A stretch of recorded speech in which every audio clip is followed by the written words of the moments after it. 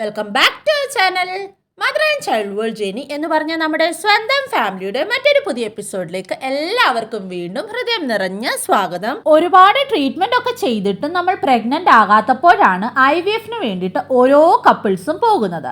IVF ചെയ്യുമ്പോൾ ആദ്യത്തെ അറ്റംപ്റ്റിൽ തന്നെ ഒരുപാട് എഗ് കിട്ടും. അപ്പോൾ അത് സ്പേംസുമായിട്ട് യുണൈറ്റ് ചെയ്യുമ്പോൾ നല്ല ക്വാളിറ്റിയുള്ള എംബ്രിയോസും ലഭിക്കും. നമ്മൾ ആദ്യത്തെ സൈക്കിളിൽ തന്നെ ആ എംബ്രിയോസ് വെച്ച് ട്രാൻസ്ഫർ ചെയ്യുമ്പോൾ അത് സക്സസ് ആകുകയും ചെയ്യും. അപ്പോൾ നമുക്ക് ഒരുപാട് എംബ്രിയോസ് ബാക്കിയാകും. അപ്പോൾ ആ ബാക്കിയുള്ള എംബ്രിയോസ് നമ്മൾ ഫ്രീസ് ചെയ്യും.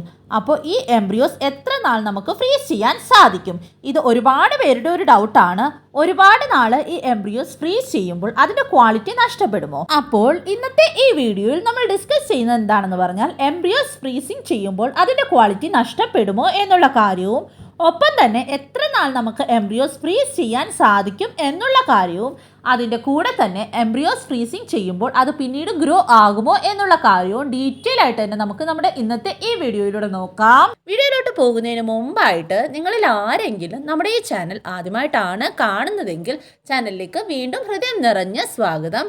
എൻ്റെ പേര് ജെനി. നിങ്ങൾ നമ്മുടെ ചാനലിൽ ഷെയർ ചെയ്തിരിക്കുന്ന വീഡിയോസൊക്കെ ഒന്ന് കണ്ടു നോക്കുക. വീഡിയോസൊക്കെ നിങ്ങൾക്ക് ഇഷ്ടമാകുന്നുണ്ട്, യൂസ്ഫുൾ ആകുന്നുണ്ട് എങ്കിൽ നമ്മുടെ ചാനൽ കൂടി ഒന്ന് സബ്സ്ക്രൈബ് ചെയ്ത് സപ്പോർട്ട് ചെയ്യുക. സബ്സ്ക്രൈബ് ബട്ടൻ്റെ തൊട്ടപ്പുറത്തുള്ള ബെല്ലൈക്കൺ കൂടി ഒന്ന് ഇനേബിൾ ചെയ്ത് വയ്ക്കുക. എന്നാൽ മാത്രമാണ് നമ്മൾ ഡെയിലി ഇൻഫോർമേറ്റീവ് ആയിട്ടുള്ള വീഡിയോസ് അപ്ലോഡ് ചെയ്യുമ്പോൾ അതിൻ്റെ നോട്ടിഫിക്കേഷൻസ് നിങ്ങൾക്ക് വേഗം തന്നെ കിട്ടുകയുള്ളൂ. അത് മാത്രമല്ല, നിങ്ങൾക്ക് നമ്മുടെ വീഡിയോസൊക്കെ യൂസ്ഫുൾ ആകുന്നുണ്ട് എങ്കിൽ തീർച്ചയായിട്ടും നിങ്ങളുടെ മറ്റുള്ള ഫ്രണ്ട്സിലേക്കും കൂടി ഈ വീഡിയോസൊക്കെ ഒന്ന് മാക്സിമം നിങ്ങൾ ഷെയർ ചെയ്ത് കൊടുക്കുക. അതുപോലെ വീഡിയോ ഒന്ന് ലൈക്ക് ചെയ്യുക. നിങ്ങളുടെ ഡൗട്ട്സും മറ്റും കമൻറ്റ് ചെയ്യുക. പേഴ്സണലായിട്ട് നിങ്ങൾക്ക് എന്തെങ്കിലും ചോദിക്കാനുണ്ടെങ്കിലോ എന്തെങ്കിലും മെസ്സേജ് അയക്കാനുണ്ടെങ്കിലോ തീർച്ചയായിട്ടും നമ്മുടെ വാട്സപ്പ് നമ്പറിലൂടെ നിങ്ങൾക്കത് മെസ്സേജ് അയച്ച് ചോദിക്കാവുന്നതാണ്. വാട്സപ്പ് നമ്പർ എങ്ങനെയാണ് ലഭിക്കുന്നതെന്നുള്ള എല്ലാ ഡീറ്റെയിൽസും ഞാൻ ഇവിടെ തന്നെ മെൻഷൻ ചെയ്തേക്കാം. അപ്പോൾ അതൊക്കെ ഒന്ന് ഫോളോ ചെയ്ത് വാട്സപ്പ് നമ്പർ എടുത്ത് നിങ്ങൾക്ക് നിങ്ങളുടെ ഡൗട്ട്സും മറ്റും ക്ലിയർ ചെയ്യാവുന്നതാണ്. ഇനി ഒട്ടും തന്നെ ഡിലേ ഇല്ലാതെ വേഗം നമുക്ക് നമ്മുടെ ഇന്നത്തെ വീഡിയോ സ്റ്റാർട്ട് ചെയ്യാം.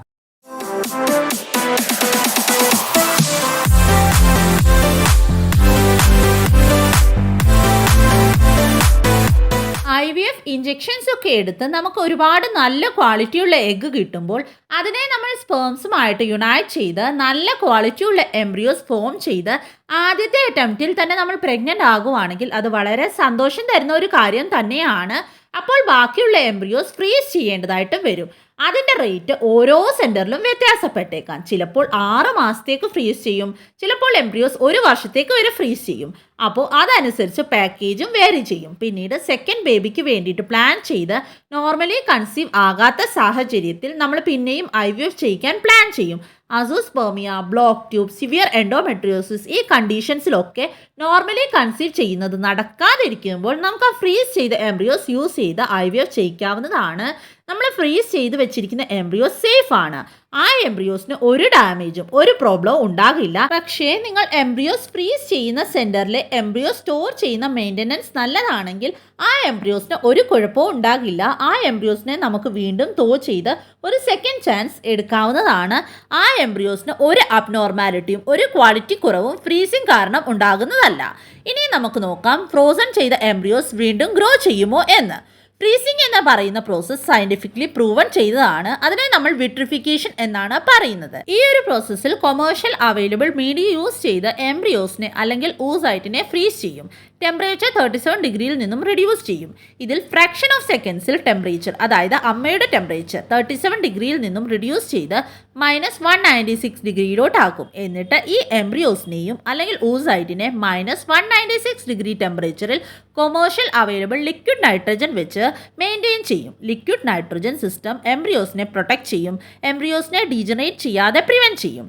പിന്നീട് എംബ്രിയോസിനെ തോ ചെയ്യുമ്പോൾ ഈ ഫ്രീസ് ചെയ്ത എംബ്രിയോസ് വീണ്ടും -196 ഡിഗ്രിയിൽ നിന്നും 37 ഡിഗ്രിയിലേക്ക് ട്രാൻസ്ഫർ ചെയ്യും.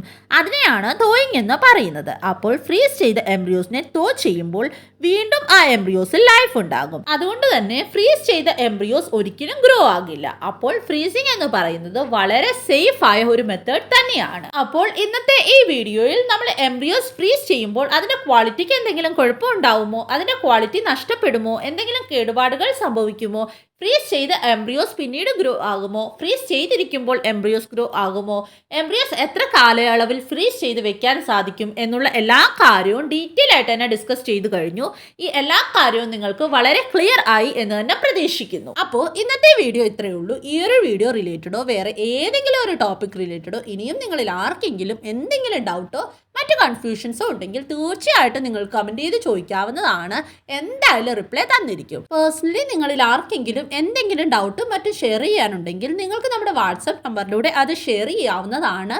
വാട്സപ്പ് നമ്പർ എങ്ങനെയാണ് ലഭിക്കുന്നത് എന്നുള്ള എല്ലാ ഡീറ്റെയിൽസും ഞാൻ ഇവിടെ തന്നെ മെൻഷൻ ചെയ്തേക്കാം. അപ്പോൾ അത് നോക്കിയിട്ട് നിങ്ങൾ വാട്സപ്പ് നമ്പർ എടുത്ത് വാട്സപ്പ് നമ്പറിലോട്ട് മെസ്സേജ് അയച്ച് നിങ്ങൾക്ക് ചോദിക്കാവുന്നതാണ്. നിങ്ങളുടെ ഡൗട്ട്സും മറ്റും ക്ലിയർ ചെയ്യാവുന്നതാണ്.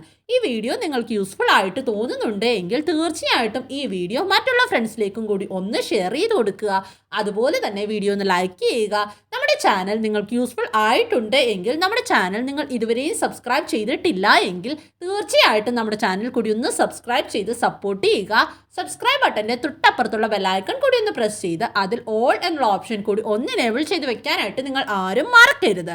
അപ്പോൾ മാത്രമാണ് നമ്മൾ ഡെയിലി ഇൻഫോർമേറ്റീവ് ആയിട്ടുള്ള വീഡിയോസ് അപ്ലോഡ് ചെയ്യുമ്പോൾ അതിൻ്റെ നോട്ടിഫിക്കേഷൻസ് നിങ്ങൾക്ക് മുടങ്ങാതെ ലഭിക്കത്തുള്ളൂ. അപ്പോൾ ഇനിയും അടുത്തൊരു ഇൻഫോർമേറ്റീവ് വീഡിയോയുമായിട്ട് ഉടനെ തന്നെ കാണാമെന്ന് പ്രതീക്ഷിക്കുന്നു. അതുവരേക്കും എല്ലാവരും ഹാപ്പി ആയിട്ടിരിക്കുക, സേഫ് ആയിട്ടിരിക്കുക. God bless you all dears.